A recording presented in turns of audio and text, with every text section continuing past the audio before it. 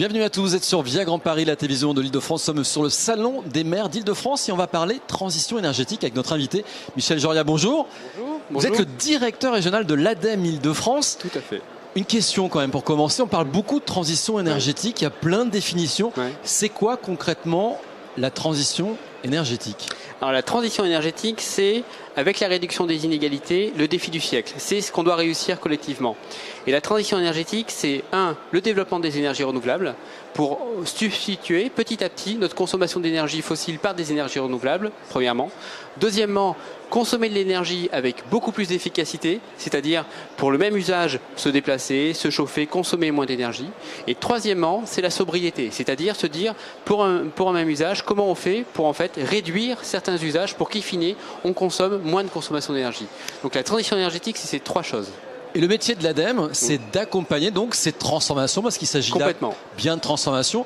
Donc vous êtes un opérateur de l'État et vous aidez les collectivités locales, notamment, mais pas seulement, à faire leur transition avec des coups de pouce financiers, avec de l'expertise. C'est exactement ça. On apporte à travers nos grands fonds, le fonds chaleur, le fonds économie circulaire, le fonds bâtiment et le fonds mobilité, du soutien aux collectivités territoriales et aux entreprises qui veulent s'engager dans des politiques ambitieuses de transition énergétique. Et une de nos spécificités, c'est qu'en fait, on ne fait jamais ça tout seul. On est constamment en partenariat avec le conseil régional, avec la métropole du Grand Paris, avec certains syndicats, pour qu'en fait notre aide, notre expertise soit un effet levier sur lequel d'autres acteurs viennent s'agréger pour transformer beaucoup plus puissamment et beaucoup plus rapidement la transformation énergétique en réalité pour les Franciliens. Alors prenons des exemples très concrets, parce que pour bien comprendre, il s'agit d'être très concret.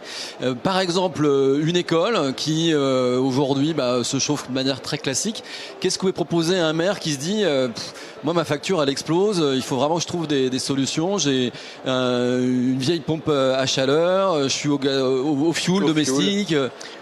Donc, ce qu'on peut lui proposer dans ces cas-là, c'est regarder, faire un schéma directeur énergie, c'est-à-dire qu'on va soutenir une étude où il va regarder l'ensemble des potentiels d'énergie renouvelable qu'il a à sa disposition. Est-ce qu'il y a un petit peu de chaleur fatale, c'est-à-dire par exemple un data center qui est pas très loin de son école, qu'on pourrait récupérer l'énergie? Est-ce qu'il est sur un territoire pour chauffer l'école? Pour chauffer l'école.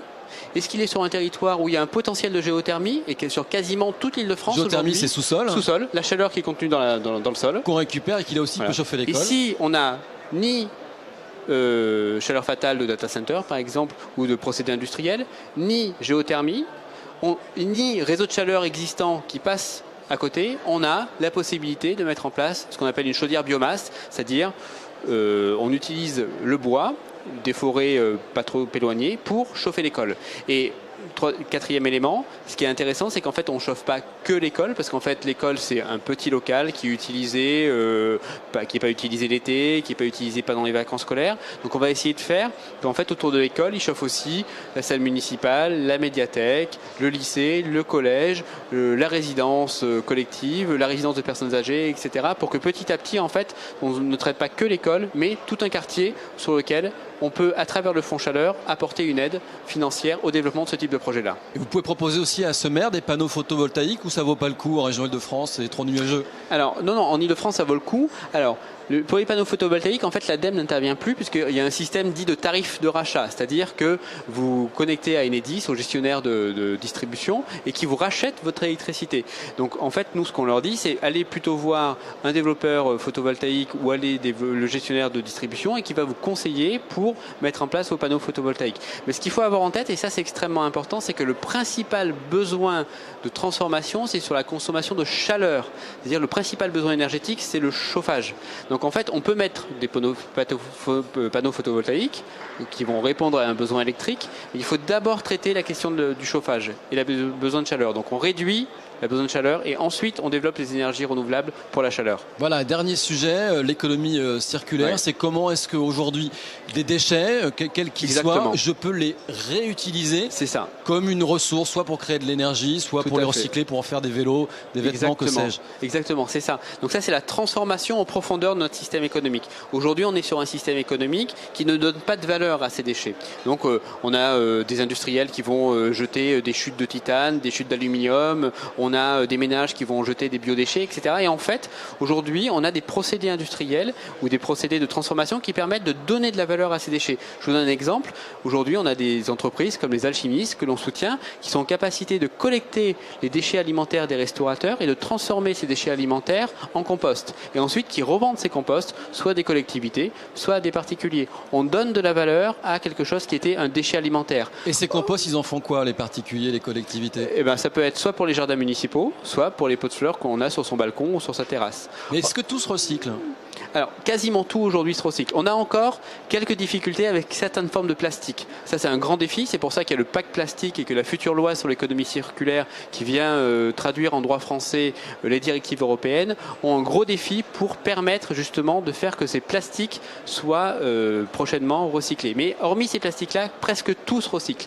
Ça, c'est extrêmement important. Dernier sujet, on construit actuellement le Grand Paris Express, le super métro automatique. Tout à fait. Là, on récupère un max de terre, de remblais. Ouais. Qu'est-ce qu'on va en faire? Donc là, on a deux défis. On a à la fois la construction du réseau de transport et on a à la fois tout ce que génère la construction de ce réseau de transport, c'est-à-dire notamment les 70 à 80 000 logements qui sont construits chaque année en Ile-de-France. Donc là, on a fait avec la Société du Grand Paris un appel à projet pour identifier des technologies de traitement, notamment ce qu'on appelle des terres excavées, pour que dans les appels d'offres que lance la Société du Grand Paris, ces technologies soient demandées pour que les répondants s'engagent à traiter et à faire que les terres excavées ne soient pas polluantes. Ça, c'est la première chose.